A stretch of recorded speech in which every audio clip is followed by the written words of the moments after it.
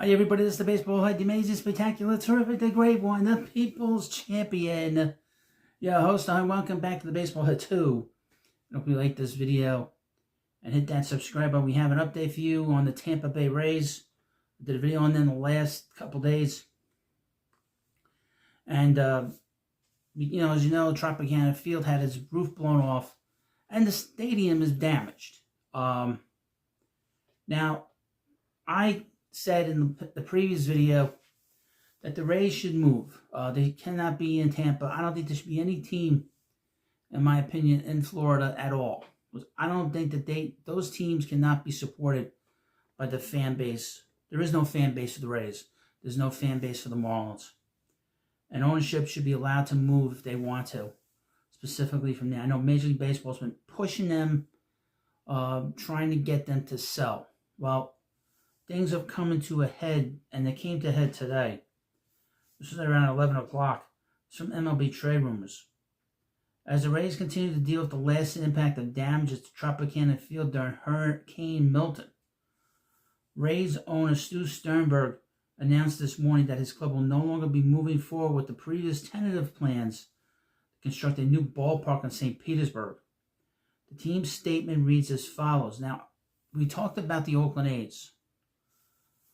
The A's don't have their team there in Oakland. Oakland does not have any professional team there. They lost their basketball team. They lost the Raiders, okay? And they lost the A's. I don't know the situation completely in Tampa, but if it's a city, it's probably in shambles. I don't think it's bad as Oakland, but it's pretty bad, I would assume. They probably cannot support, just based on that, a team.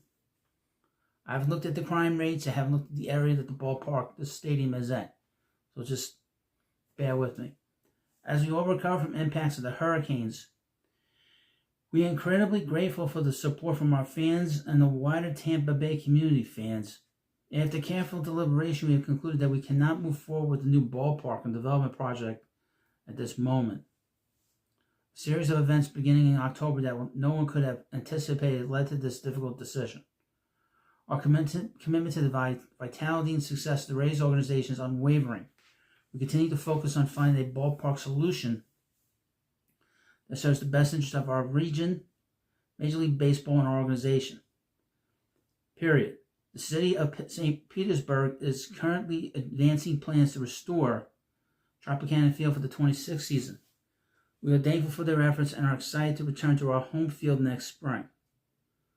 Last summer, the Rays reached a tentative agreement to construct a new $1.3 billion stadium, part of a larger $6.5 billion redevelopment project in the historic gas plant district site in the existing Tropicana Field. The closed-roof, 30,000-seat stadium was set to open in 2028, and the development plan had been agreed upon by the Rays, Pinellas County, and the city of St. Petersburg. The City Council and County Commission still need to sign off on the plan, and various benchmarks need to be hit along the way to ensure the stadium plans will remain on track. Mother Nature, of course, had other intentions. Hurricane Milton brought immense damage on Tropicana Field, leaving the Rays without a place to play for at least the 25 season, while they evaluate the cost of repairing Tropicana Field's shredded roof. The Yankees agreed to allow the Rays to host their home games at Tampa's Steinbrenner Field, home of the team's Class A affiliate for the upcoming 2025 campaign. That plan remains in place. The abandonment of the existing plan for the 28th stadium and surrounding development comes against a more recent backdrop of reported pressure from not only other owners but also MLB Commissioner Rob Manfred for Sternberg to sell the franchise.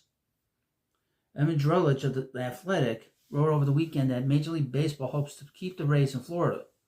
They focus on either remaining in St. Pete or construct a new facility in Ybor City near downtown Tampa, location the Rays have previously explored. Orlando has also been mentioned as an alternative.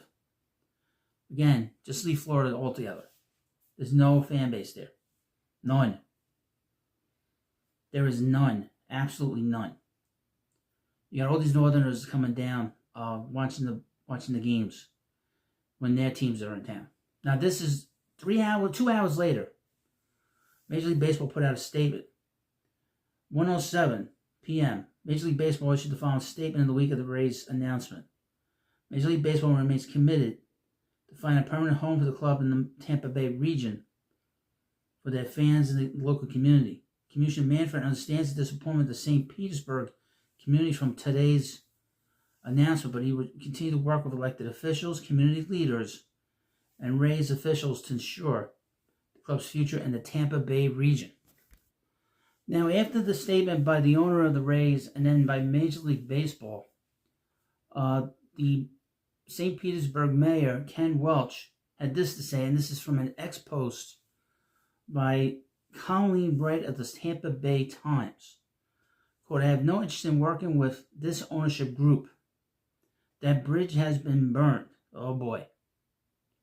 So there's a lot of harsh feelings here right now. But again, Major League Baseball wants a team in Florida. Why, after 30 years of not, I mean, they've had teams that have been successful. But they don't spend money because, for whatever reason, they just don't spend money. The fan base does not allow them to make it possible for them to spend money. And if they're selling the ballparks out, it's all because other teams are coming in, like the Mets, the Dodgers, the Yankees, the Cubs are going into these ballparks. And you cannot maintain a fan base. You can't have, where's their fan base? They don't have a fan base. Tampa Bay has been run really well as a team. They've been very successful over the last 15 years. They've been to the World Series in 2009, or 2008, excuse me.